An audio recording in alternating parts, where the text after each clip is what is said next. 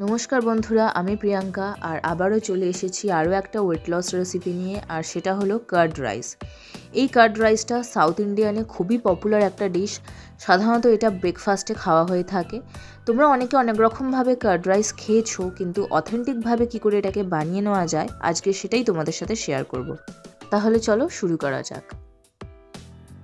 তো সবার প্রথমে আমি এখানে নিয়ে নিয়েছি 1 কাপের মতো ভাত। এটা রাতে বেঁচে গিয়েছিল। এবার এই ভাতটাকে আমি ভালোভাবে স্ম্যাশ করে নেব। কার্ড রাইস বানানোর সময় কখনো ভাতটাকে গরম নেবে না। গরম ভাত যদি আপনি ইউজও করেন তাহলে সেটাকে ঠান্ডা করে তারপর নেবেন। এটাকে ভালোভাবে আমি চামচের সাহায্যে এভাবে স্ম্যাশ করে নেব যতটা সম্ভব। এভাবে করে নেওয়ার পর দেখতেই পাচ্ছেন আমার স্ম্যাশ করা হয়ে গেছে।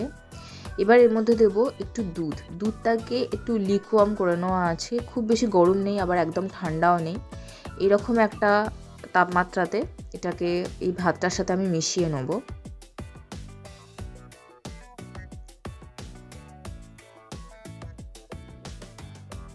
আমি এখানে 1 কাপ ভাতের জন্য 1 কাপের মতোই দুধ নিয়েছি। এবার এটাকে ভালো করে আমি মিশিয়ে নেব। আমার ভালো করে ভাতটা মেশানো হয়ে গেছে। এবার এর মধ্যে অ্যাড করব 1 চামচ টক দই। এটা বাড়িতে পাতা টক দই, আপনারা চাইলে বাজার থেকেও কিনে আনতে পারেন। আমি এখানে 1 চামচের মতো অ্যাড করলাম। 1 কাপ দুধের জন্য 1 চামচ দই যথেষ্ট। এবার এটাকে আরও ভালোভাবে কিছুক্ষণ মিশিয়ে নিতে হবে। ভালো করে ভাতটা মেশানো হয়ে গেছে। এবার এটাকে চাপা দিয়ে রেখে দিতে হবে ওভারনাইট। এটাকে ফ্রিজে তোলা যাবে না, তাহলে ফার্মেন্ট প্রসেসটা স্টপ হয়ে যাবে। এটাকে এইভাবেই সারা রাত বাইরে রেখে দিতে হবে। পরের দিন সকালে আমি ঢাকাটা খুলে আপনাদেরকে দেখাচ্ছি। দেখুন কিভাবে এটা জমে গেছে, কত সুন্দর দেখতে লাগছে। এটাই হচ্ছে অ্যাকচুয়াল কার্ড রাইস। দেখুন আপনাকে তুলে দেখাচ্ছি, এটা দেখুন। কিন্তু এটাকে এভাবে খাওয়া যাবে না, এর মধ্যে আরও কিছু ইনগ্রিডিয়েন্টস অ্যাড করতে হবে। আর সেগুলো কি কি চলুন দেখিয়ে দিই। তো প্রথমেই আমি এর মধ্যে অ্যাড করব 1 টিস্পুন পিঙ্ক সল্ট। আপনারা এমনি লবণও ব্যবহার করতে পারেন।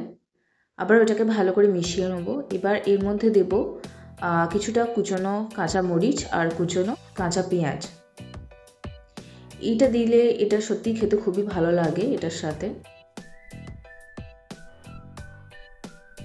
এবার আমি এটার মধ্যে একটা তড়কা অ্যাড করব।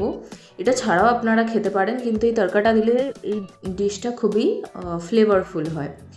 তো আমি একটা প্যানে একটু সাদা তেল নিয়েছি, তার মধ্যে দিয়ে দিলাম জিরে আর দিলাম একটু কারি পাতা। এই কারি পাতা ফ্লেভারটা এর টেস্টটাকে খুব এনহ্যান্স করে, খুব সুন্দর খেতে লাগে। তো এই তড়কাটা তোমরা পারলে দিও।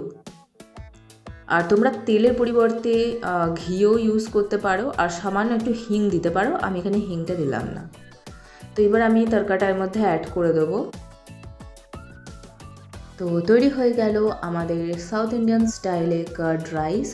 তোমরা এটা ব্রেকফাস্টে খেতে পারো, গরমকালে তো এটা খুবই উপকারে লাগে। এটা আপনার মেটাবলিজমকে বুস্ট করে, ওয়েট লসে হেল্প করে, আর অনেকক্ষণ ধরে আপনার পেটটাকে ভরিয়ে রাখে, এর জন্য খিদেটা অনেকটা কম পায়। তোমরা এই ডিশটাকে অবশ্যই ট্রাই করো আর কমেন্টে আমাকে অবশ্যই জানিও কিরম লাগলো। ভিডিওটি ভালো লাগলে একটা লাইক করে দিও, আর নতুন বন্ধু হয়ে থাকলে আমার চ্যানেলটিকে সাবস্ক্রাইব করতে ভুলো না। দেখা হচ্ছে পরবর্তী কোনো এক ভিডিওতে। আপাতত আসি, টাটা।